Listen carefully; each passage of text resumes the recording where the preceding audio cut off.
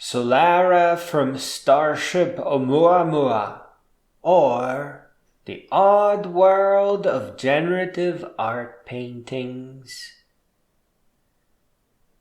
I have generated a very strange alien lady. Strange eyes, originally very strange fingers, and a strange robotic bird companion. It is true that I did not paint it, but there is more to art than just painting it. For one, I saved it from the chaos of latent space inside these art-generating models. Not everyone likes strange art like this, or even odd eyes. It could have been lost to eternity. Solara has taught me several great lessons. I was able to practice Krita's smart patch tool. Krita is a free graphics program, something that I never had time for, but turned out to be critical for working with AI art. And it really is a smart tool. Once you select it, just paint over the area that you want erased. For example, originally Solara had a cute egg on top of her head. I painted over it and it simply disappeared, needing but very minimal brushwork. If you are new to Krita, please, you must get an art pen and tablet for about $50. The tip of the pen is pressure sensitive, and it is very important for blending colors. Don't use a mouse, please. As to the fact that AI is bad with hands, you will need to purchase a wooden hand model. The AI generators always give you all the right colors, and armed with a hand model, pun intended, you can practice art. But if you are just starting out or aren't interested in learning how to paint, then just avoid images that have hands in them. Don't waste your credits or GPU trying to regenerate a perfect hand. If you do have time in life, consider this to be a magnificent invitation into the new world of digital art. Here, you start practicing art by fixing AI-generated hands. How cool is that? What a dream! Can you imagine if Leonardo da Vinci had an opportunity to learn how to paint by fixing hands in already complete portraits? The man would have kittens. Solara, the lady from the painting, also helped me to discover Resynthesizer, this time a plugin for GIMP, a program similar to Krita. Both of them are free. And here I used a function called uncrop, where the Resynthesizer expanded the image by a whopping 25%. It required about a minute of work, and it is about as perfect as you can get without AI-based synthesis. AI plugins exist, but they require expensive video cards as they use them for calculations that are just too slow on a CPU. And as you can see, Solara stands on a beach. That was on purpose. The art generator I use usually just focuses on generating faces. If you want to see more of the subject, you have to say, with a beautiful hat.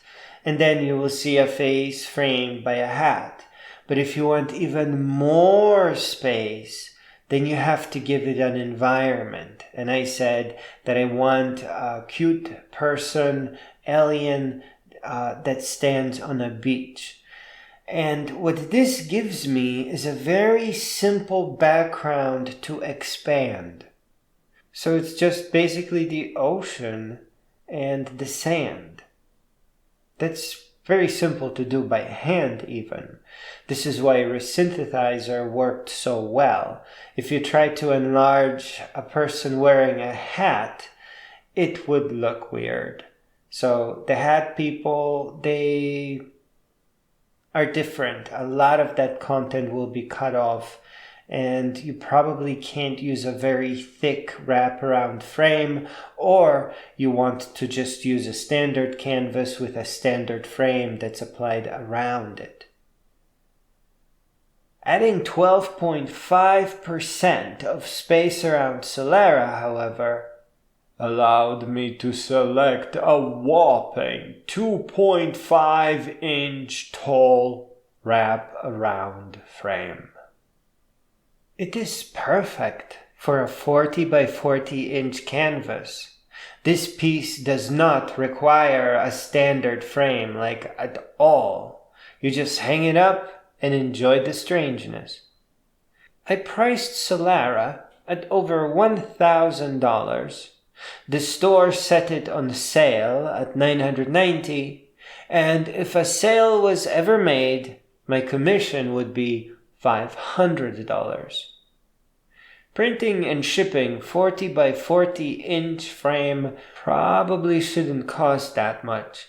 I think their cut should be around $100 or so. Which brings me to a very important point, and I've heard it made before, and that is the purchase of an expensive canvas printer. It probably costs around $2,000 used, and it really does nothing for those beautifully wrapped canvas edges or the frames that you will still have to create, probably by cutting wood at home. But if my art experiment ever started selling, then I would just build my own frames and learn to stretch the printed canvas properly, and it would work. I'd love to ship everything in a round tube and let the customer put it together at home.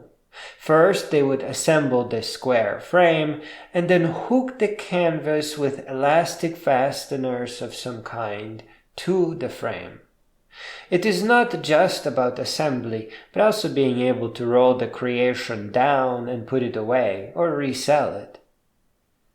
Know that your art does not need to cost double, but it will take inventiveness, innovation, trial and error, and an expensive printer that probably takes a goody long while to print these works, to do it all on your own.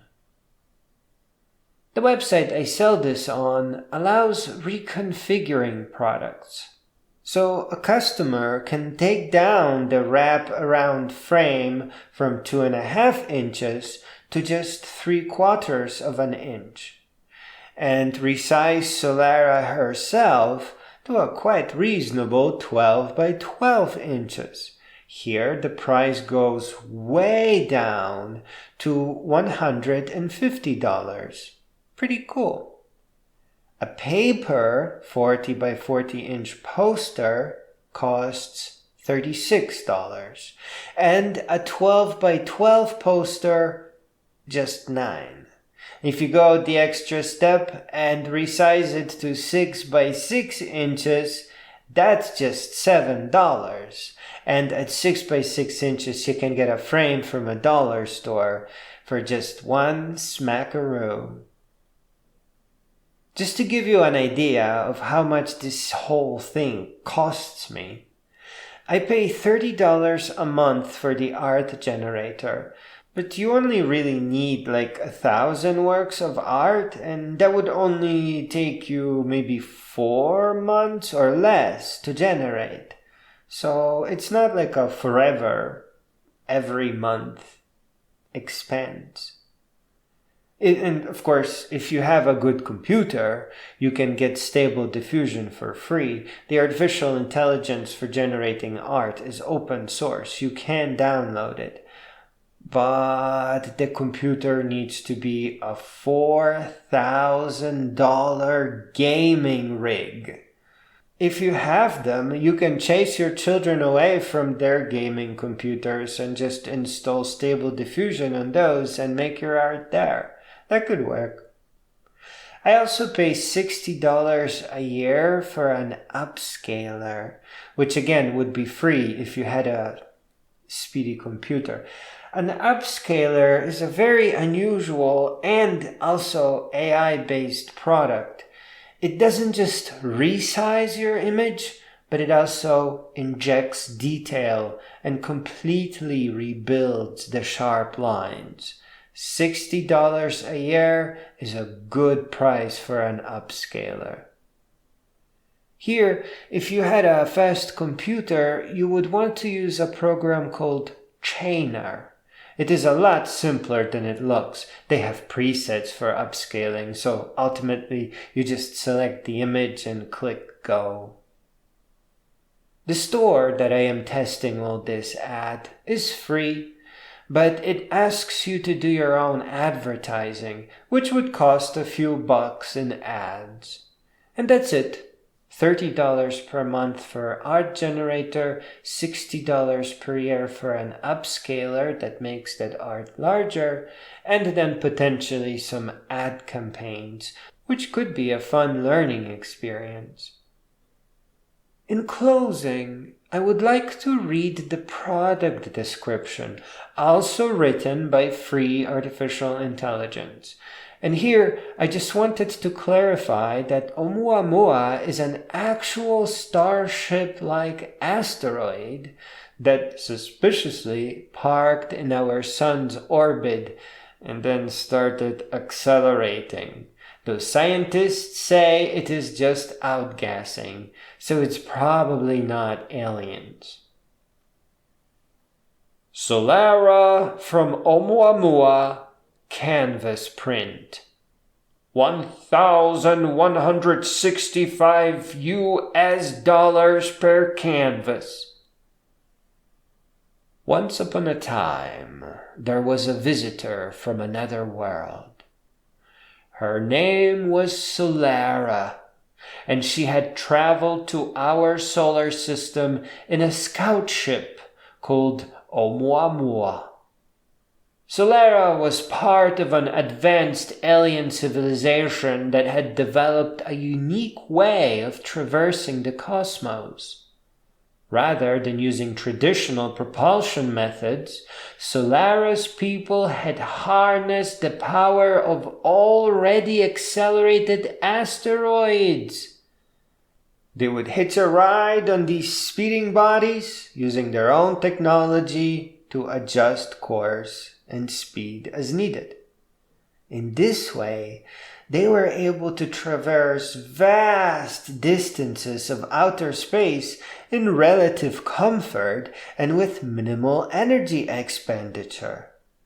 Solara and her people had come to our solar system in search of knowledge and understanding. As they explored, they marveled at the wonders of our sun and planets and the moons.